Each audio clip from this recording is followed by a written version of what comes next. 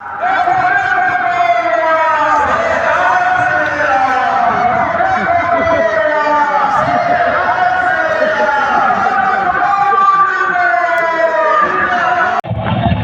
बहुत धन्यवाद।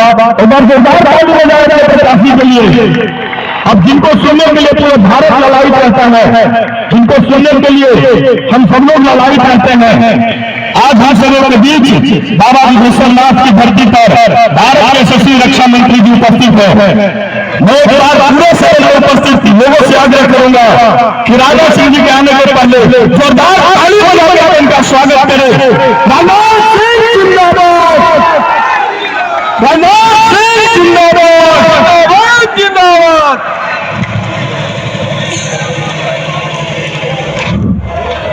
बोलिए भारत माता की, भारत माता की। बहुत बहुत धन्यवाद। आप सबके लोकप्रिय भारतीय जनता पार्टी के प्रत्याशी डॉक्टर रणविजय कुमार,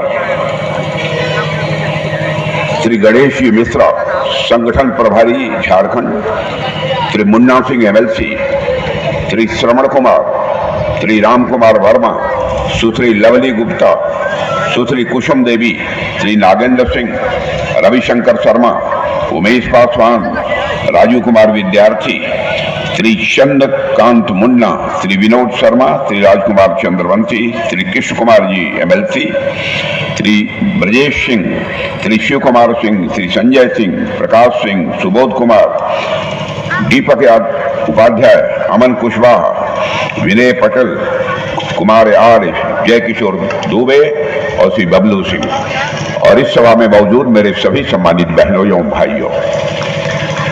शायद इस स्थान पर सार्वजनिक सभा को संबोधित करने के लिए मैं दूसरी बार आया हूं। इसके पहले भी कभी आ चुका हूं यहाँ कि नहीं आया हूं? एक बार मैं आया हूं, दूसरी बार फिर आप लोगों के बीच आया हूं। फिर भी आप लोगों ने इतनी गर्मजोशी के साथ स्वागत किया है, तालियां बजाकर आपने स्वागत किया है। लेकिन बहनों भाइयों, आप जानते हैं यह भारत की परंपरा है और शिष्टाचार का तकाजा भी है। स्वागत, अभिनंदन और सलाम दुआ कभी एक तरफा नहीं होना चाहिए। इसलिए मैं भी अपनी तरफ से शीश झुकाकर आप सभी बहनों भाइयों का हार्दिक अभिनंदन करता हूं। आप सभी का मैं स्वागत करता हूं।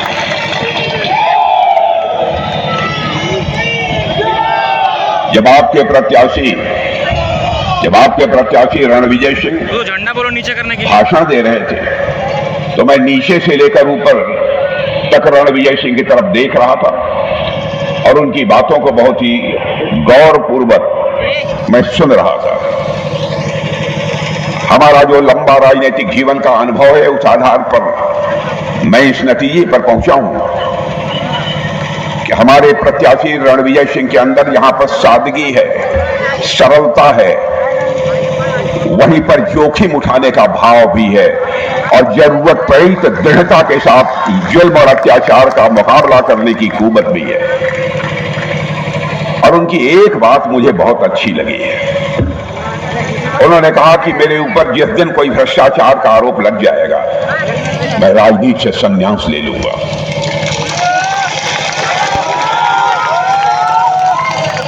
बहनों भाइयों, राजनेता का चरित्र यही होना चाहिए। आज के हालात सारे देश में आपको देखने को मिलेंगे। कई ऐसे नेता हैं जिनके ऊपर भ्रष्टाचार के गंभीर आरोप लगे हुए हैं, जेल की हवा खा चुके हैं, आज भी जमानत पर हैं, लेकिन सीने का बटन खोलकर आज भी जनता के सामने वो वोट की अपील करते हैं, जनता के समर्थन की अपील करते हैं।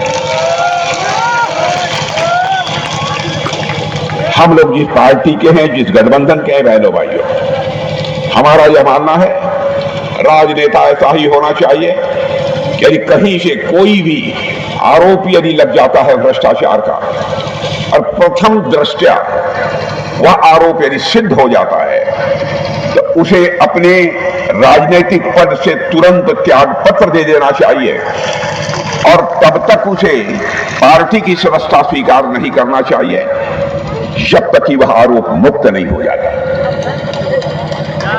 मैं एक उदाहरण देना चाहता हूं हमारे नेता आडवाणी जी। बहनों भाइयों, एक बार वो संसद के सदस्य थे, उन पर किसी ने आरोप लगा दिया भ्रष्टाचार का। बहुत छोटा कोई आरोप, बेबुनियाद, निराधार। जानते हैं, हम लोग कहते रह गए कि आडवाणी जी राजनीति में तो ऐसे ही आरोप लगते रहते हैं। तो उन्होंने कहा कि नहीं, आरोप तो आरोप ही होता है, और मैं संसद की सदस्यता से त्यागपत्र देता हूं, और जब तक मैं आरोप मुक्त नहीं हो जाऊंगा भारत की संसद में मैं कदम नहीं रखूंगा। बहनों भाइयों, चरित्र यही होना चाहिए। राजनीति यह दो शब्दों को मिलाकर बना हुआ है, राज और नीति। नीति यहां है, वहां न्याय होना चाहिए, और यह नीति नए शब्द से बना हुआ है, नए धातु से बना हुआ है, जिसका अर्थ होता है ले जाना, किस ओर ले जाना, सन्मार्ग की ओर ले जाना। ऐसी राज व्यवस्था, ऐसा पॉलिटिकल सिस्टम जो समाज को सन्मार्ग की ओर ले जाने का काम करे, हम उसे ही राजनीति कहते हैं। लेकिन विडंबना मेरे बहनों भाइयों यह है, विडंबना यह है कि आज यह राजनीति शब्द अपना अर्थ भी खो चुका है, अपना भाव भी खो चुका है। जो जेल की हवा भ्रष्टाचार में कई बार खा चुके हैं, आज भी भ्रष्टाचार के आरोप लगे हैं। वो गठबंधन बनाकर हम लोगों के खिलाफ चुनाव लड़ रहे हैं। क्या उनके यहां कोई दूसरा नेता नहीं था जो उनके गठबंधन का नेतृत्व करता? जहां तक हमारे नेताओं का प्रश्न है मेरे बहनों भाइयों, मैं कह सकता हूं, केंद्र में चाहे हमारे प्रधानमंत्री मोदी जी हों, चाहे यहां पर हमारे एनडीए के नेता श्री नीतीश कुमार हों, कोई मां का लाल उंगली उठाकर नहीं कह सकता कि उनके भ्रष्टाचार पर कोई भी दामन की दाग, एक भी दाग नहीं। राजनीति से ही कहते हैं। मैं एनडीए के बारे में कहना चाहता हूं, यह केवल दलों का गठबंधन नहीं है मेरे बहनों भाइयों, यह नेक इरादों का गठबंधन है। और जो हम लोगों ने घोषणा पत्र जारी किया है, उसके बारे में भी मैं कहना चाहूंगा कि बहनों भाइयों, ये वादे नहीं है, वादे नहीं है। घोषणा पत्र में जो कुछ भी हम लोगों ने कहा है वो हमारी भीष्म प्रतिज्ञा है, वो हमारी अटल प्रतिज्ञा है। एक भी ऐसा वादा नहीं रहेगा जो कि पूरा न होने पाए। जो लोग ये कहते हैं कि नेता तो ऐसे ही बोलते रहते हैं, मैं उनसे कहना चाहता हूं, आप उठाकर 2014 का लोकसभा का हमारा घोषणा पत्र देख लीजिए, हमारा 2019 का देख लीजिए, 2024 का घोषणा पत्र उठाकर देख लीजिए। 2014 में तो मैं ही पार्टी का राष्ट्रीय अध्यक्ष था। उसी समय मोदी जी प्रधानमंत्री पद के उम्मीदवार के रूप में हम सबके सामने आए थे। बराबर मोदी जी कहते थे कि राजनाथ जी इसकी जरूर चिंता कर लीजिएगा, कहीं कोई ऐसी बात न हो जिसे हम पूरा न कर पाए। 15-20 वर्षों के पहले बिहार को देखा होगा, और आज जो बिहार को देख रहे हैं उनको एक परिवर्तन स्वाभाविक रूप से देखने को मिलता होगा। मैं बताऊं, मैं 2-3 साल के बाद मैं पटना, आज के 2 महीने 2.5 महीने पहले सारे प्रदेश के कार्यकर्ताओं का सम्मेलन था, उसको संबोधित करने के लिए मैं आया हुआ था। जब मैं पटना में चल रहा था, अब फ्लाई ओवर्स बने हुए थे, अरे मैंने कहा ये तो पटना बदल गया भाई। आज मैं बिहार में जहां जहां जाता हूं, हमारे रिश्ते, नाते, संबंध सब बिहार में। बहुत बड़ा बदलाव हमको देखने को मिलता है मेरे बहनों भाई। इसलिए हमको बिहार को विकसित बिहार बनाना है, फलता फूलता बिहार बनाना है। बिहार यदि विकसित बिहार बनेगा तो हमारा भारत भी विकसित भारत बनेगा बहनों भाई। होना चाहिए। और इस आजाद भारत के इतिहास में नेताओं के कहने और करने में अंतर होने के कारण ही भारत की राजनीति और भारत के नेताओं पर से जनता का विश्वास धीरे धीरे समाप्त होता चला गया, और भारत की राजनीति में विश्वास का संकट पैदा हो गया। और जब किसी को संस्था का नाम बता देता हूं, मॉर्गन स्टैनले, पढ़े लिखे लोग जाकर अपने वेबसाइट पर देख लें।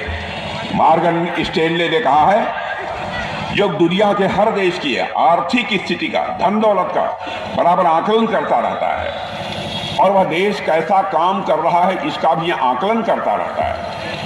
उस मॉर्गन स्टैनले जैसी फाइनेंशियल फर्म ने कहा है कि भारत ऐसे ही आगे बढ़ता रहा, अब वह दिन दूर नहीं है, साल डेढ़ साल के अंदर धन दौलत के मामले में यह भारत दुनिया के देशों में तीसरे स्थान पर आकर खड़ा हो जाएगा। पहला स्थान अमेरिका का होगा, दूसरा स्थान चीन का होगा, तीसरा स्थान किसी का होगा बहनों भाइयों तो भारत का होगा। इसलिए मैं कह रहा हूं विकास यदि कोई कर, तीन बार के बाद भी कोई भ्रष्टाचार का आरोप हमारे रणवीर सिंह पर नहीं है। लेकिन बहनों भाइयों आपने देखा होगा यह तो राजनीति का मैदान है, यह तो राजनीति का मैं चाहता हूं आपका समर्थन प्राप्त होना चाहिए। भारत तेजी से आगे बढ़ रहा है, भारत अब कमजोर भारत नहीं रहा है, भारत ताकतवर भारत बन गया है। ऑपरेशन सिंदूर में आप लोगों ने देख लिया है मेरे बहनों भाई, मई के महीने में पाकिस्तान से कुछ आतंकवादी चोरी छुपे भारत की सीमा में घुस आए और हमारे कुछ ऐसे नौजवान जो अपने परिवार के साथ, ऐसे लोग अपने परिवार के साथ कश्मीर की वादियों में घूमने के लिए गए, 26 लोगों को मार डाला। धर्म पूछ कर मारा है मेरे बहनों भाई, धर्म पूछ कर मारा। तुम्हारा धर्म क्या है? कहीं झूठ तो नहीं बोल रहा, कहीं लेकर उतारो। इतना घिनौना कृत्य किया इन लोगों ने बहनों भाई, आग लग गई थी हम लोगों को।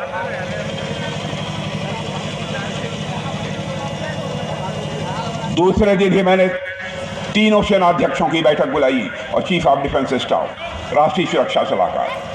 मैंने अपने सेनाध्यक्षों से पूछा इन आतंकवादियों के खिलाफ हमको ऑपरेशन करना है, आप लोग तैयार हैं? बहनों भाइयों आपको जानकर खुशी होगी, हमारे तीनों सेनाध्यक्षों ने कहा कि हम जब भी आदेश होगा हम इन आतंकवादियों के खिलाफ ऑपरेशन करने को तैयार हैं।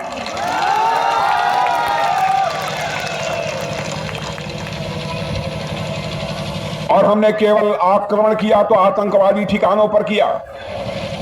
मैं मुस्लिम भाइयों को भी कहना चाहता हूं, हमने पूरी सावधानी बरती कि जहां आम नागरिक रहता है, नागरिकों के किसी भी स्थान पर मिसाइल नहीं जानी चाहिए, गोले नहीं गिरने चाहिए, उनको किसी भी प्रकार की क्षति नहीं पहुंचनी चाहिए। यह है भारत। केवल आतंकवादी ठिकानों को टारगेट किया हम लोगों ने, सटीक टारगेट किया। बड़ी संख्या में लोग मारे गए बहनों, बड़ी संख्या में लोग मारे गए। घिनौना काम किया था, धरा पूछ कर मारा। हम 3 रन बनता है तो और बचती है, लेकिन जिस समय क्रिकेटर बल्लेबाज चौका मार देता है उस समय तालियों की गड़गड़ाहट से पूरा स्टेडियम गूंज उठता है।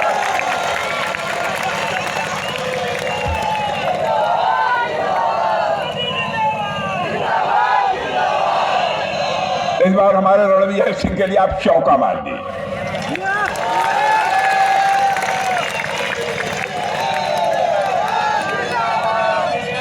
मैं एक विशेष बात आपको कहना चाहता हूं कि पहले तो मैं सिर्फ अपनी क्षमता और नीतीश बाबू की कृपा पर जिंदा था, आज उसके साथ साथ विश्व की सबसे बड़ी पार्टी और विश्व के सबसे मजबूत नेता जिनकी तरफ सारी दुनिया लालायित होकर ताक रही है, एक और परंपरागत शत्रु